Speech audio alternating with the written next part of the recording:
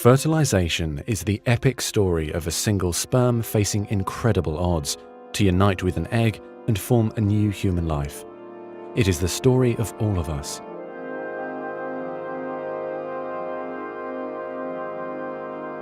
During sexual intercourse, about 300 million sperm enter the vagina. Soon afterward, millions of them will either flow out of the vagina or die in its acidic environment.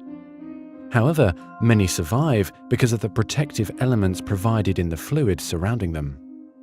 Next, the sperm must pass through the cervix, an opening into the uterus. Usually, it remains tightly closed, but here the cervix is open for a few days while the woman ovulates. The sperm swim through the cervical mucus, which is thinned to a more watery consistency for easier passage. Once inside the cervix, the sperm continues swimming toward the uterus, though millions will die trying to make it through the mucus. Some sperm remain behind, caught in the folds of the cervix, but they may later continue the journey as a backup to the first group. Inside the uterus, muscular uterine contractions assist the sperm on their journey toward the egg. However, resident cells from the woman's immune system, mistaking the sperm for foreign invaders, destroy thousands more.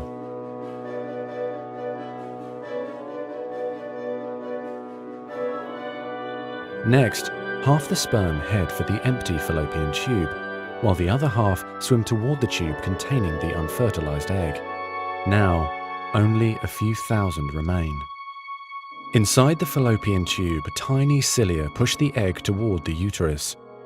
To continue, the sperm must surge against this motion to reach the egg. Some sperm get trapped in the cilia and die. During this part of the journey, chemicals in the reproductive tract cause the membranes covering the heads of the sperm to change.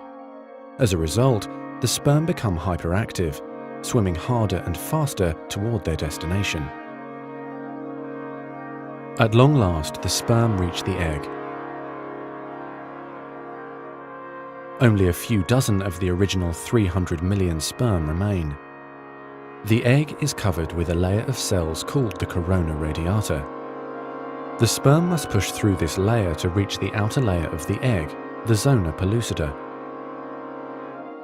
When sperm reach the zona pellucida, they attach to specialized sperm receptors on the surface, which triggers their acrosomes to release digestive enzymes, enabling the sperm to burrow into the layer. Inside the zona pellucida is a narrow, fluid-filled space just outside the egg cell membrane. The first sperm to make contact will fertilize the egg. After a perilous journey and against incredible odds, a single sperm attaches to the egg cell membrane. Within a few minutes, their outer membranes fuse and the egg pulls the sperm inside. This event causes changes in the egg membrane that prevent other sperm from attaching to it.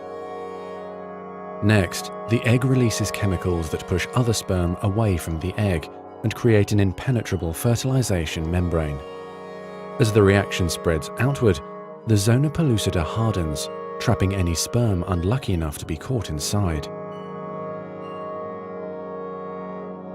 Outside the egg, sperm are no longer able to attach to the zona pellucida. Meanwhile, inside the egg, the tightly packed male genetic material spreads out.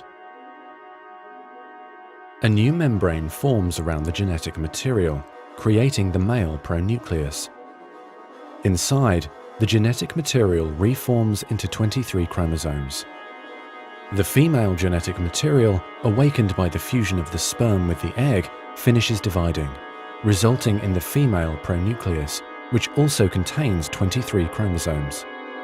As the male and female pronuclei form, spiderweb-like threads, called microtubules, pull them toward each other. The two sets of chromosomes join together, completing the process of fertilization. At this moment, a unique genetic code arises, instantly determining gender, hair color, eye color, and hundreds of other characteristics. This new single cell, the zygote, is the beginning of a new human being. And now the cilia in the fallopian tube gently sweep the zygote toward the uterus, where he or she will implant in the rich uterine lining, growing and maturing for the next 9 months until ready for birth.